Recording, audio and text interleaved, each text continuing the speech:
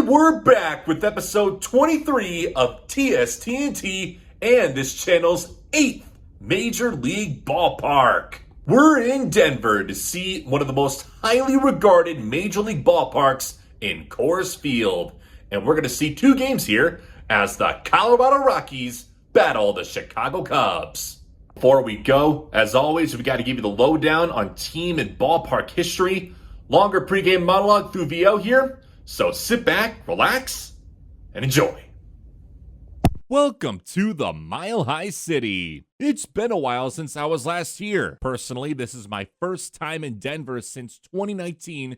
I also happened to attend a Rockies game at that time. So this won't be my first time at Coors Field, but I couldn't be more excited to bring Coors Field to you. Now let's get into the monologue. Long before the Rockies came along, there was a minor league baseball team called the Denver Bears, a team that goes back to the late 19th and early 20th centuries. They played at a ballpark known as Merchants Park, and they drew very well. We're talking the 16 to 17K range. Pretty damn good for a minor league club if you ask me. But back in the 1940s, the owner of the Bears was pushing for a new ballpark as he didn't like the playing surface of Merchants Park. That would lead to Denver Bears Stadium being built in 1948, a minor league venue that was capable of being expanded to major league caliber. Folks in Denver had a feeling that one day their city would attract a major league franchise. For a long time, there were no teams in between Kansas City and the West Coast, which of course was a big gap, a whole time zone actually, that Major League Baseball wanted to fill. Denver looked at that and they thought, hey, why not us?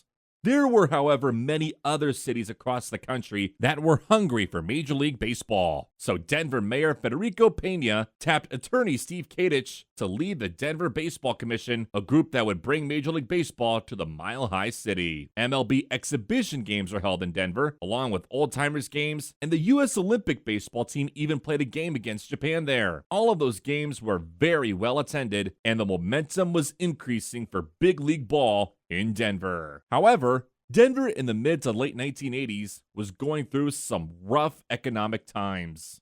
Oil cost $17 a barrel, which meant gas prices were as high as the city's elevation. Folks were leaving the city in droves, and not to mention the foreclosure and business failure rates were also very high. In short, the city was in desperate need of a big economic boost, and Major League Baseball could provide just that. The MLB board really liked the idea of a team in Denver, but there was one problem: the lack of a true Major League standard ballpark. Baseball made it clear they weren't going to Denver without that. But wait, why not the Bears Stadium, you might ask? Didn't you just say it was capable of being expanded to be Major League ready? Yes, but the problem was, in 1960, the Denver Broncos came onto the scene, and they turned the stadium into a multi-purpose venue for both baseball and football. Major League Baseball needed Denver to guarantee them that a venue specifically designed for big league baseball was gonna get built. Bears Stadium, eventually renamed Mile High Stadium in 1968, wasn't a viable long-term option. The Denver Baseball Commission felt like they got thrown a curveball by that, since they believed the expansion Major League team could just play where the Bears played. Since the Broncos arrived, folks just didn't see the place as a baseball venue anymore. The Broncos were the primary tenant there, and the Bears turned Zephyrs were more secondary. Major Pro Football is obviously going to be much more prioritized than minor league baseball. So a new Major League caliber ballpark had to be built. But how exactly are they going to get this done? Colorado lawmakers went to work on trying to figure all this out. That process took multiple years, but they were all in on it. In June of 1989, Governor Roy Romer would sign legislation that began a campaign for a ballpark tax vote that would go to the voters in 6 counties in the Denver area. The campaign, led by bank executive Larry Varnell, got off to a rather poor start because they were broke. But then, a check got delivered to the campaign office from someone named Bill Daniels, a man who worked in TV, and the check's worth $100,000.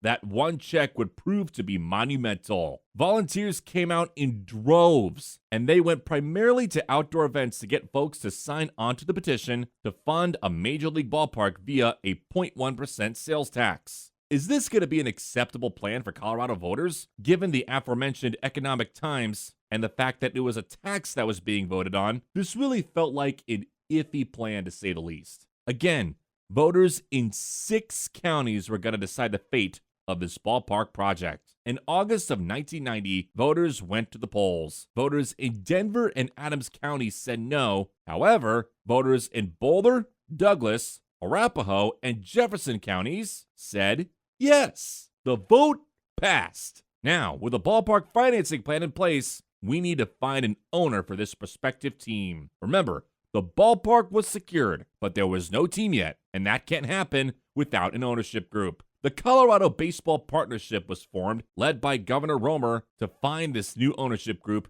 to pitch their case to Major League Baseball's expansion committee. The governor found his guys, and drugstore chain owner Mickey Monis and his business partner John Antonucci, a beverage distributor. Both gentlemen were actually from Ohio, and they grew up fans of the Cleveland Indians, but they did business in Colorado and even co-owned a vacation house in Vail. Later, in March of 1991, Major League Baseball sent the expansion committee to Denver to test the waters of the market. They wanted to be sure that this was going to work here. It was supposed to be a low-key, quiet meeting between them and the Colorado Baseball Partnership, but people knew about it and they showed up in droves to let the committee know Denver is ready for Major League Baseball. In July of that year, it became officially official. Major League Baseball, and specifically the National League, unanimously voted to allow expansion into Denver. They even announced the identity of the team there, the Colorado Rockies. Of course, named after the nearby mountain range. I also thought I'd slip in this fun fact for you. The Rockies are the only team in Major League Baseball that uses the color purple. That's a nod to the line in the song America the Beautiful, Purple Mountain Majesties. All was well, the team official. Ballpark construction coming up. Fan excitement couldn't be higher. However, something bad was happening behind the scenes. In January of 1993, the new principal owner, Mickey Monis, got indicted on over 100 counts of fraud and embezzlement, ruining his reputation, and both he and John Antonucci were forced to sell their stakes in the team. For a while, no local Denver suitors popped up, and this team was in trouble. There was even talk of ditching Denver completely and moving to Tampa Bay before they even played a single game. Baseball officials could have outright bought the franchise and sold them to a Tampa investment group, but in the 11th hour, limited partner Jerry McMorris, who was an executive for a trucking company, stepped in to provide some stability and keep the team in Denver. He was joined by a couple of Denver businessmen in Orrin Benton and Charlie Montfort, who bought Monis and Antonucci's team stake for $15 million, and thus saving the Rockies. Ground would then be broken for Coors Field in October of 1992. The team began play in 1993, and they would play their first 2 years at Mile High Stadium as Coors Field was being built. The total season attendance for that first season, over 4.4 million people. An absolutely insane record that still stands today and will likely never be topped. Finally, when Coors Field opened in 1995, it became the first ballpark in the National League built specifically for baseball since Dodger Stadium in Los Angeles in 1962. Because of the incredible popularity that the team started out with, the seating capacity is well over 46K, with room for 50K if you include standing room, making it the second largest big league ballpark. Coors Field transformed the lower downtown area, aka Lodo, from a desolate warehouse district into a thriving and upbeat district that's always high on baseball and maybe high on some other things too. But I digress.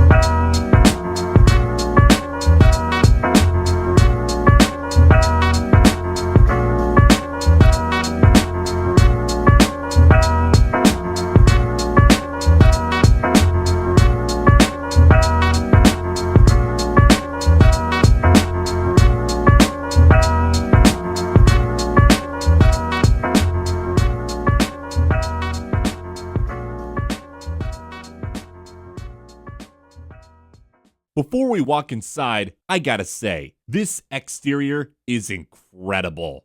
I love the brick and I love the clock. It feels like we're going back in time. And then this statue here is just a generic baseball player. It's actually called just that, the player. It's not a specific person. If you can read it, it's actually a tribute to Branch Rickey, the Brooklyn Dodgers general manager who signed Jackie Robinson. Now, the Rockies don't exactly have a super long or a super storied past, so it's not too surprising that they don't have any statues of players of their own. Hopefully that changes one day.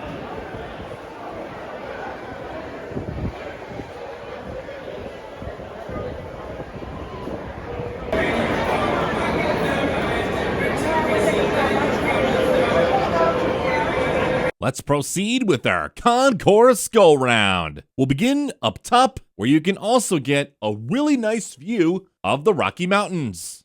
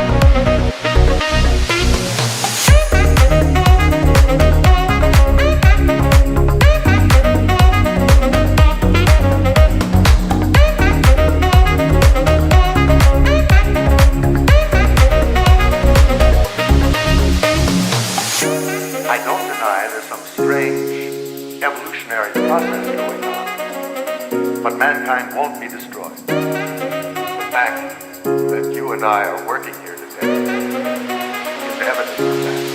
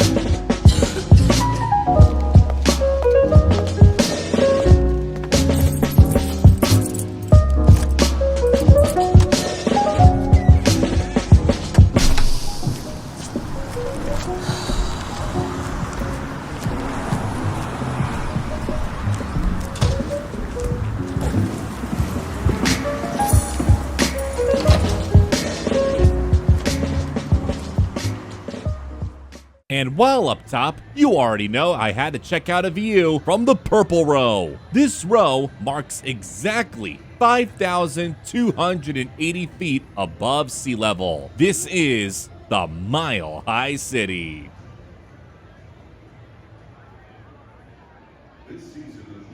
Now let's move on to the lower concourse, beginning with this moose.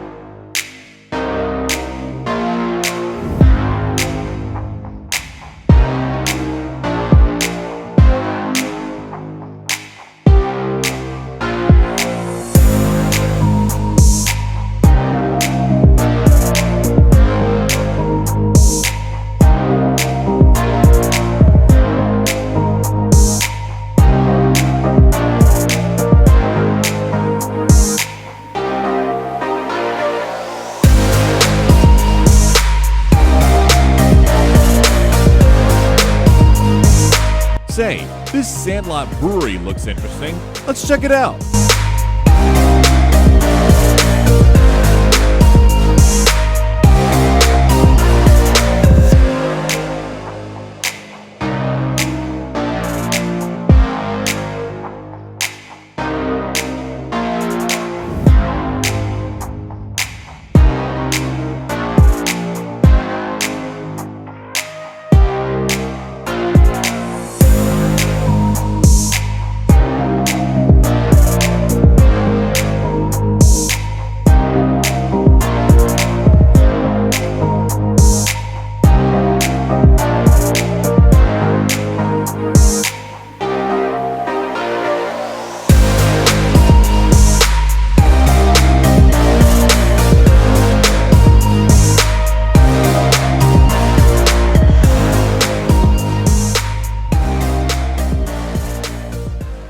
As you saw on the sign, this is where my favorite beer was invented, the Belly Side Wit, or as some folks might call the Blue Moon. Does it taste any differently here? Let's find out. Some folks might call this the Blue Moon.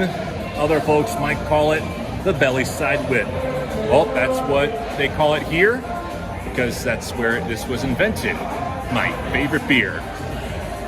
Cheers to Colorado Rockies.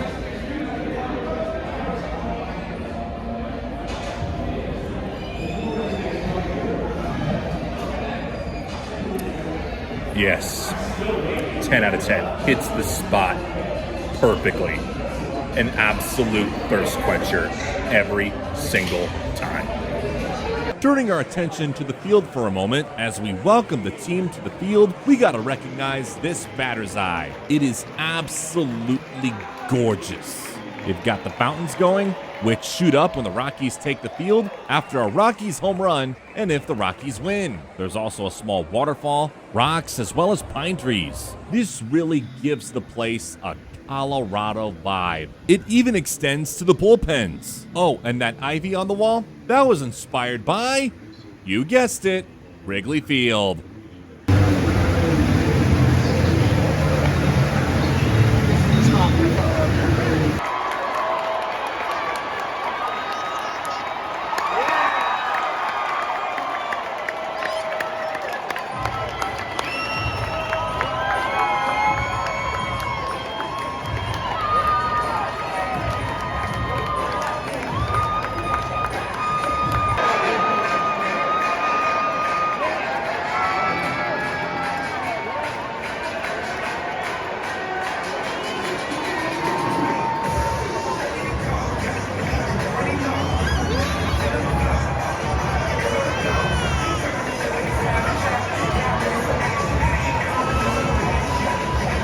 We got here a 4-3 game in the bottom of the ninth. Can you get any more dramatic? Let's see how this ends.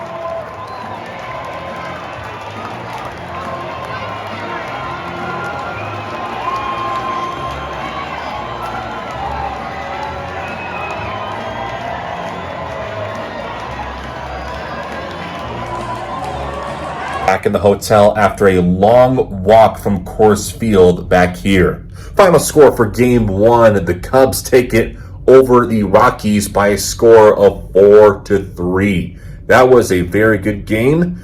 Let's hope for another good game tomorrow in game two.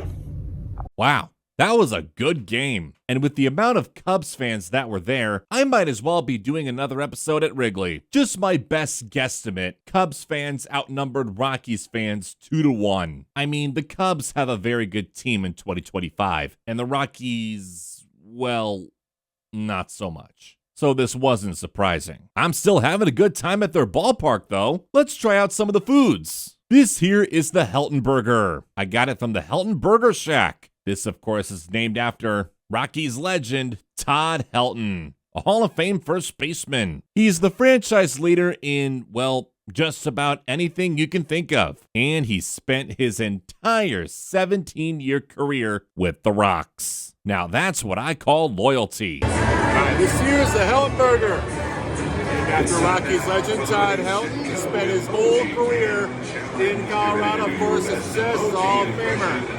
You got a burger named after him. Let's give it a shot. Show us those muscles. Get yourself on Rockies vision. Here we go.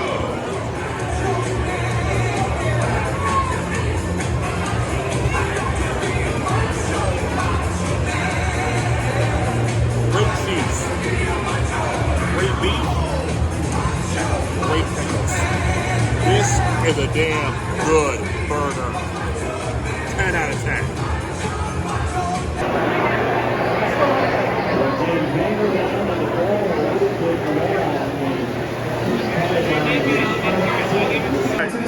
All right, this here is the Rocky Dog. We got here some peppers, some sauerkraut, and this looks like a really interesting one. This is a foot-long dog, a first for the channel. Let's give this a try. Here comes in, turn around, no cheating. Name something that generates energy. Name something that lights up. Very good. Juicy. Name a ski mountain in Colorado. The flavors work well together. I'll give this a 9.5 out of 10. I know this is kind of a random note, but I really like this hand-operated out-of-town scoreboard in right field. It gives the place another throwback feel to it. Now let's take a moment to walk around the team store.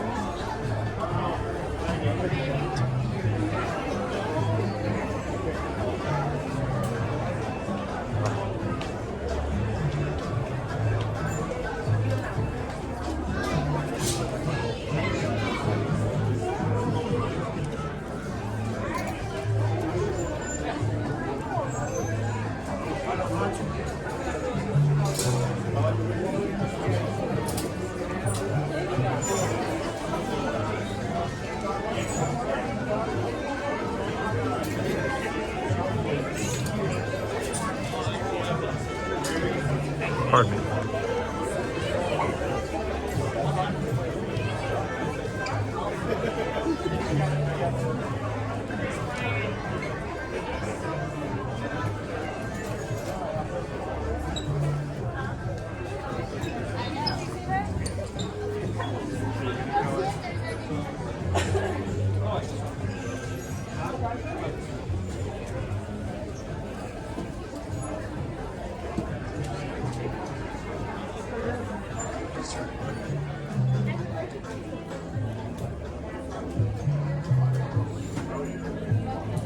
In the end, you already know what I did. Another Beanie Baby for my nephew. This is Dinger. He's got a really interesting story. Now you might be thinking, why is the Rockies mascot a Triceratops? During ballpark construction, as workers were doing the digging, they found the fossils of a Triceratops. Thus, Dinger was born. If we may take a quick look at the Rockies City Connect, you'll notice that they're trying to emulate a Rocky Mountain sunset. It also features a ripstop pattern inspired by the fabric often found in the clothing of the skiers and snowboarders throughout the state. Down below, you've got the mountain and the city initials DEN, and inside the hat, the mountains are a nod to the Denver city flag. This is also a bit of a throwback to the 90s, as it's a pullover jersey, the first of its kind in the MLB City Connect series. Another thing I'd like to point out is how easy it is to get here. The Union Station is right nearby. Folks can get here via light rail or commuter rail, depending on how far away they live. Regardless of where one might reside, folks all across the Denver metro have very easy access to Coors Field. This is another one of those things that gives the ballpark a throwback vibe. People in the 1920s and 30s, the Babe Ruth era essentially, would often take trains to baseball games.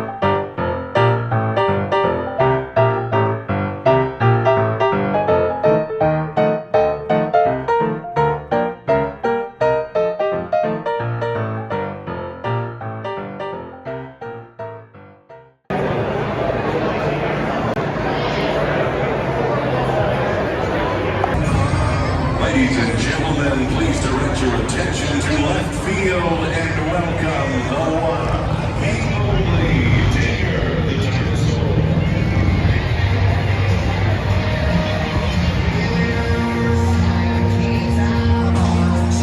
Let's take a moment to check out the Rock Pile, Coors Field's cheapest seats.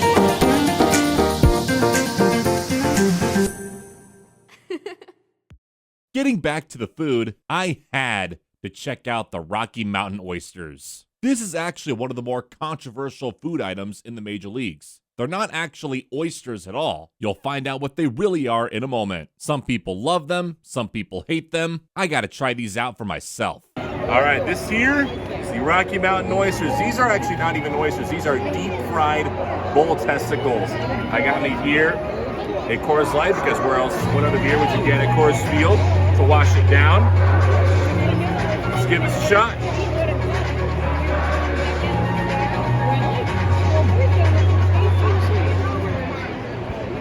Very fried. Bank of Colorado is proud to be the official bank of the Tastes a lot like fried chicken. Rockies and Bank of Colorado. Do it again. Get the card and enjoy 10% off. All Rockies discount stores and the non-profit store at Coors Field. Yeah. I'll give this a solid 7.5 out of 10. Fans have direct your This here is the berry kebab. We got here strawberries, brownies, covered up in some like chocolate sauce, and I'm not sure what this white sauce is, but this looks interesting. Let's give it a shot. Please remember that anyone throwing home run balls onto the field will be subject to ejection. It's a little warm, well, it's sunny. Considerate of others from your Try the brownie. from your seat by waiting for a break in the action before moving through the aisles. Join the Rockies and get in the team spirit. Be responsible. Not bad. Alcohol consumption and help us make Rockies games I'll say for everyone. 7 out of 10. Reminders are to ensure your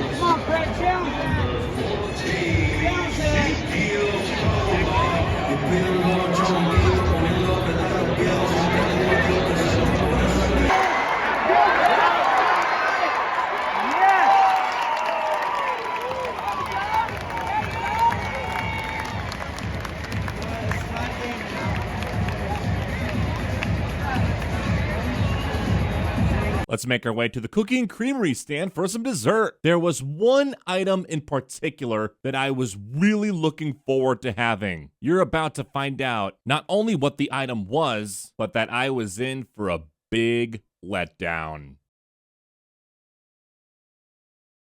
All right, this here is the chocolate cookie sundae. This is a bit customized. This is from the Cookies and Creamery stand. I just asked for the chocolate ice cream and some chocolate syrup, and these look like real crumbles of some sort. But yeah, I'm actually pretty disappointed that they didn't have the polar pasta anymore, that spaghetti-shaped ice cream. So come on, Coors Field. Come on, Rockies. We got to make that a permanent concession item. But anyway, I'm a chocoholic, as you all know, so let's give this a shot.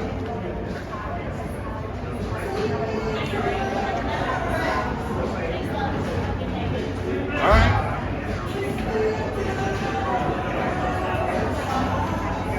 Chocolate ice cream is a little different. That's okay. I'll say 8 out of 10.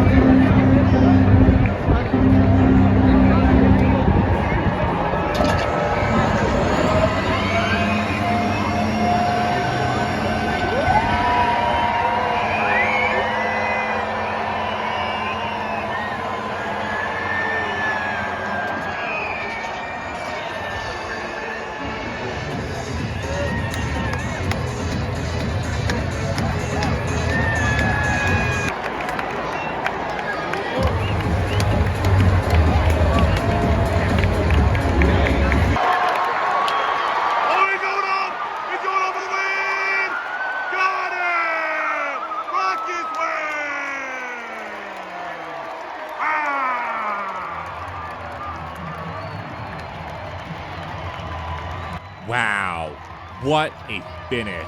I am very fortunate that I got to see two exciting games with both teams coming out on top. W's all around.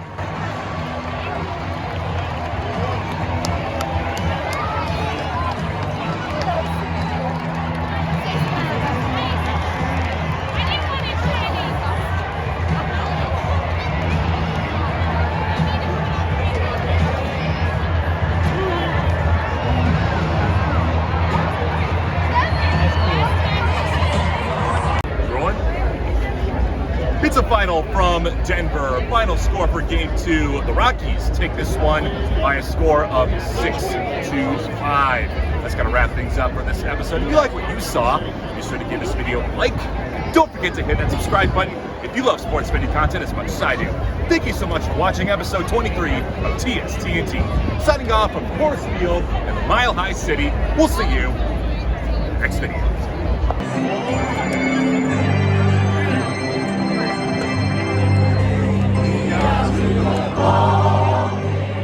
Take me out with the crowd.